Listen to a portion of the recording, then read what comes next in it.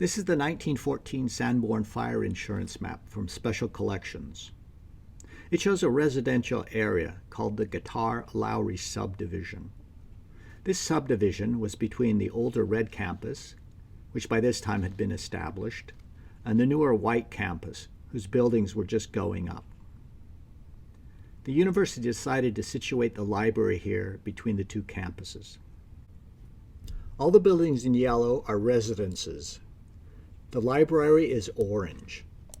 Below it, the pink building is the old Missouri Bookstore. To the left of that, the blue building is Lowry Hall, the old Bible College. The university bought the entire block between Hitt and 9th Street and Lowry and Conley Avenue for the library. In 1915, the library was simply called the library. It was small. It consisted of a main building, which mostly housed the reading room on the second floor. There were 6 floors of book stacks on the south end and a hallway between to limit access to the stacks, which at that time were closed to students. The building had windows on the north to provide light to the general reading room and the State Historical Society. It also had windows on the east and west sides that would be turned into doors when wings were later added to the building. The south end of the library was full of windows which illuminated bathrooms, seminar rooms, staircases, and the exhibition hall.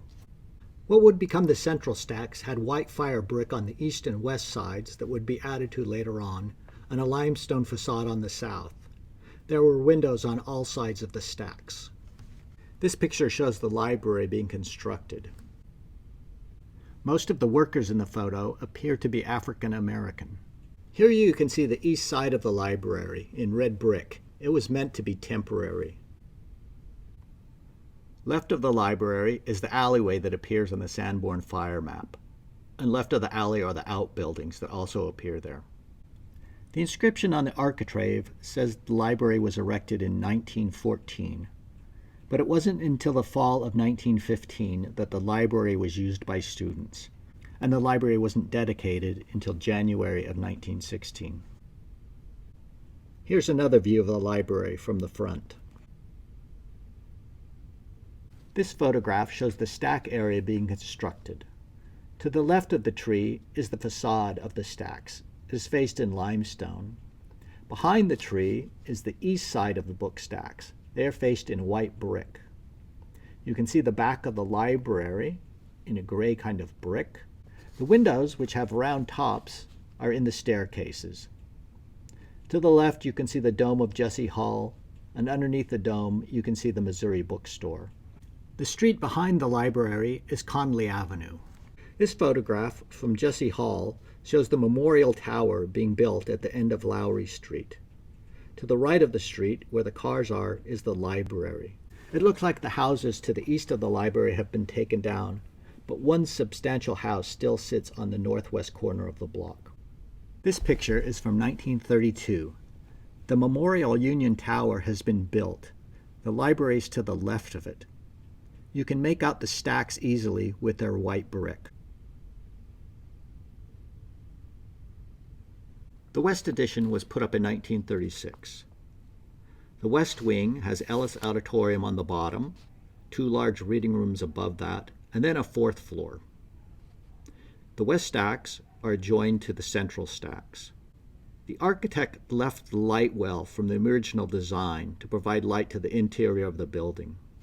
This is a picture of the West Wing. On the ground floor you can see an entrance. To the left is Ellis Auditorium, and to the right was the cataloging department. The room above that runs the entire length of the building and was a reading room.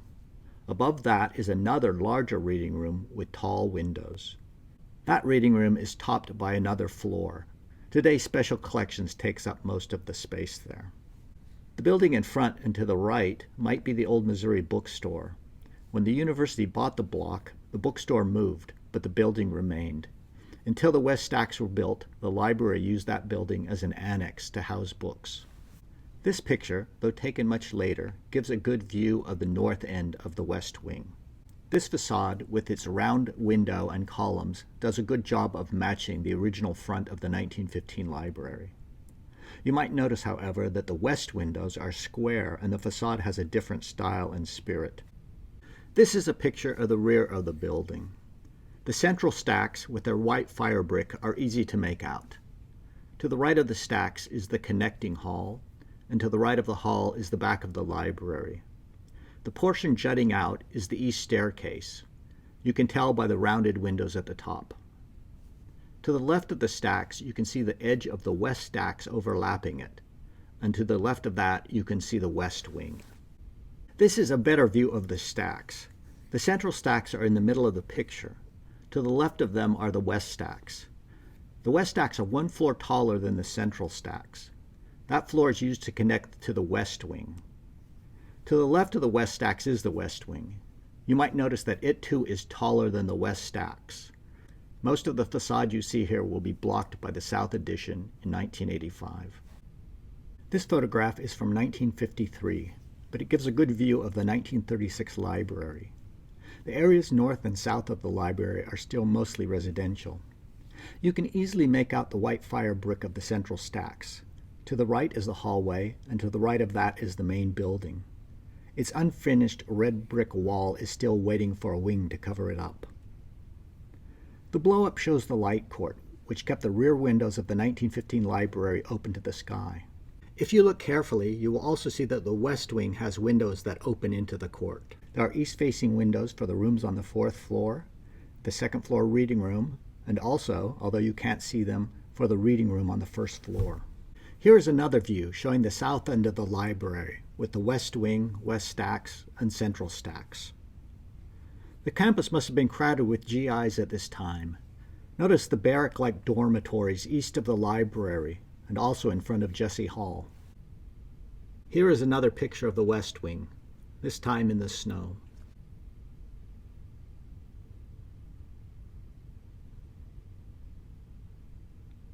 The 1958 edition completely changed both the exterior and the interior of the 1915 library. The light court on the west side of the building is filled in with heating and air conditioning equipment, and all the windows that face the light court are bricked in. The east addition does the same thing to the other side of the building. All the south windows on the east side of the 1915 library are bricked in.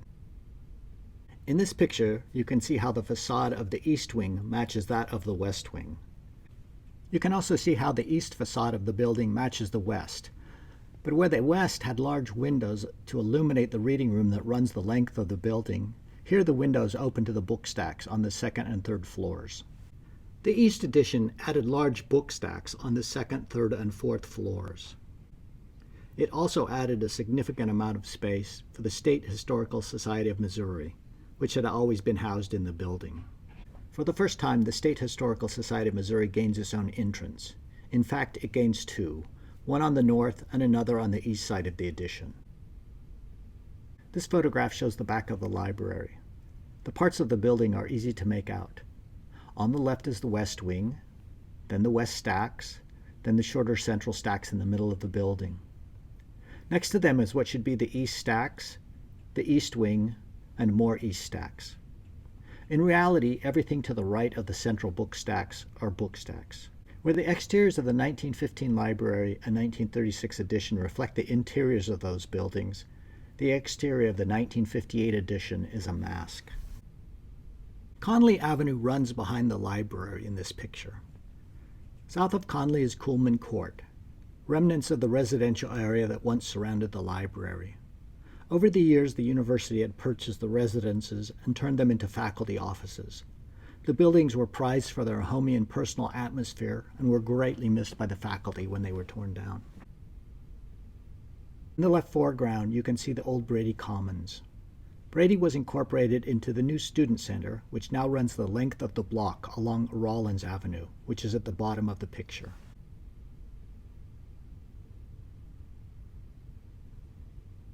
The South Addition in 1985 is the last major addition to the library. Conley Avenue behind the library is removed, so the library can expand south. The addition has a ground floor and a first floor. To connect the South Addition to the rest of the building, a colonnade is constructed that runs from the north door through the old exhibition lobby and arch seminary room, and then through the 1 and 1A floors of the central stacks, which are removed. The South Addition makes no attempt to mimic the architectural style of the older building and the earlier additions. In fact, it covers up most of the older facades. In addition to the colonnade, which joins the old library to the new south wing, there is a rather grand west entrance.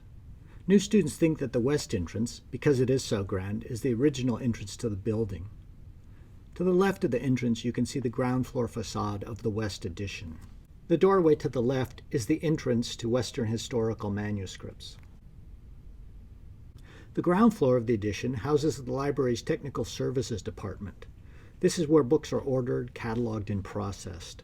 The large windows on the first floor used to illuminate the reference room, but now provide light to the Nutter family information commons.